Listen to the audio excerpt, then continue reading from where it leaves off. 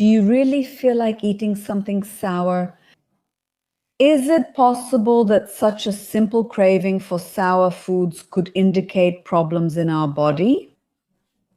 How can such innocent cravings have a medical background? Exactly. It turns out that the craving for sour flavors has a much deeper meaning than it seems. And both in our Western medicine and in Eastern medicine, a lot of importance is attached to sour flavors in our food.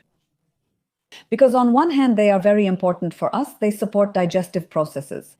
On the other hand, if there is really an excessive craving, if we constantly want to eat something sour, like a lemon, pickles, or vinegar, then we need to consider what is happening in our body. That's why today I will tell you what Western medicine and Eastern medicine agree on, why this craving for sour foods may occur, what problems it might indicate, and additionally, what other symptoms we should observe in such a case to truly interpret these signals from our body.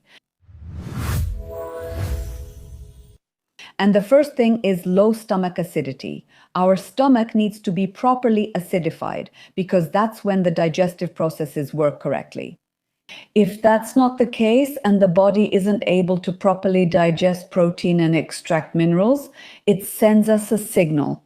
Give me some sour foods because sour foods will support the digestive processes. They will also stimulate the production of hydrochloric acid. Additional symptoms that should make us think about our stomach and check the level of stomach acids are, for example, a feeling of heaviness after a meal, or bloating when we also burp, or in situations when we don't want to eat protein products at all. Very often people say, especially as they get older, something has put me off meat or protein in general and legumes. I can't eat this or that. And if you can't because you experience bloating, that's one symptom. But if you just have an aversion, that can also be a warning sign because the body instinctively rejects those products it can't digest. That's because there isn't enough hydrochloric acid in the stomach. Another problem that can also manifest as a craving for sour foods is issues with the liver and gallbladder. And both Western and Eastern medicine agree on this because sour foods stimulate bile production and help digest fatty foods. But Chinese medicine in particular emphasizes that sour foods help disperse energy that accumulates and gets blocked in the liver. Because Chinese medicine focuses on life energy, the qi energy, which flows through our body. And it is believed that the liver is a very important center through which this energy flows. And if there are any blockages there, the whole body suffers. We know in general, from our Western medicine as well, from natural medicine, that if the liver doesn't function properly, then the whole body is poisoned because, among other things, it doesn't cleanse the body properly. And if we talk about what additional symptoms may appear, if the craving for sour foods is indeed related to its weakness, then, for example, headaches. Of course, not everyone will associate headaches with the liver, but dear ones, check out one of my recordings where I talk about the unusual symptoms that the liver gives us. When the tests still show that everything is fine and there is no pain yet, but here we already know that we need to take care of the liver. So here is the link to that recording. Be sure to watch it. But besides, for example, a headache, you may also experience very unpleasant sensations in the area of the right rib arch, where the liver is located. Sometimes there can be pain symptoms. Sometimes it's more like something is happening there. It's not exactly pain, but somehow you feel like something is pulling there, some kind of heaviness. Not in the stomach, but in that area. But in addition, with liver problems, our emotions and mood change. Very often there's anger, there's frustration, because the liver is also responsible for certain kinds of emotions. And unfortunately, these negative emotions, when we feel them very often, or even you could say a bit too strongly, or so to speak, we react inappropriately in situations where, well, we wouldn't normally have to get so upset, but a person realizes themselves, I don't know what threw me off balance like that. So, my dears, in this situation, you definitely need to take care of your liver. Hormonal disorders are another aspect worth paying attention to, although they are also very closely connected to the liver. But here it's more about situations when a person feels this internal heat, when they constantly feel unwell, sweat a lot, especially those night sweats.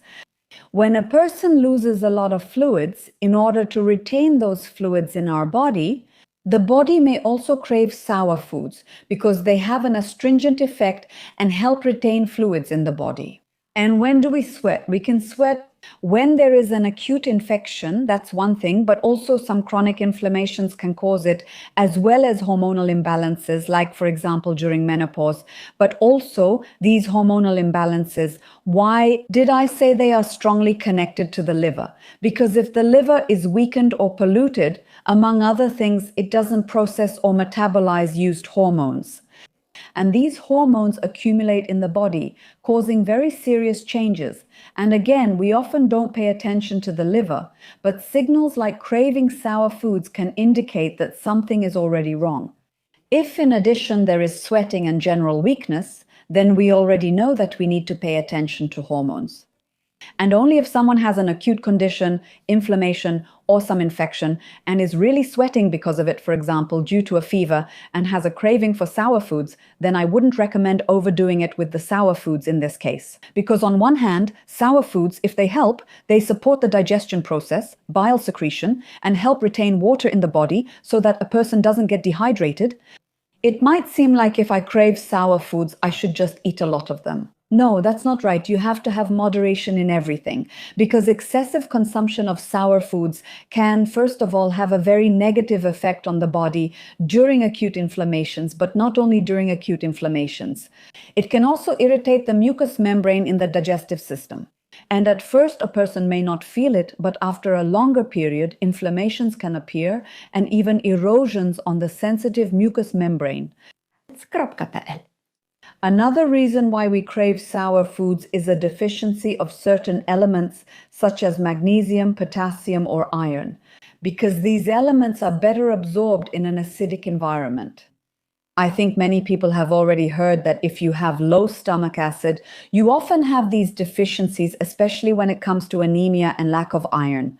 These people know that the stomach needs to be acidified, and you see this deficiency of elements is strongly related to how our stomach functions. But the body, needing various minerals for its metabolic processes, can send us a signal like, give me acidic foods, so I can extract these elements from other products. Another aspect worth paying attention to is the bacterial flora. If our bacterial flora is disturbed, especially towards yeast, for example, fungi of the Candida type, if they start to multiply, the craving for sour foods may increase. And maybe let's also mention chronic stress. It's well known that it affects everything very negatively. But it can also stimulate our craving for sour foods because sour flavors also gently calm the nervous system. So you see, these sour foods in our diet play a hugely positive role. But as I mentioned earlier, you need to have moderation because there are situations when they will help us. But if all these ailments occur, then sour foods, it's a kind of support, a kind of help and a signal for us to think about what's going on and what we need to pay attention to, because they won't solve the problem itself, they'll only bring relief. And that's why we don't overdo it, but instead look for the answer to the question of what my body is trying to signal to me. I hope this was helpful for you. Thank you for your attention and see you in the next recordings. Natalia Samarek was with you. I invite you to comment on this recording and to subscribe to my channel.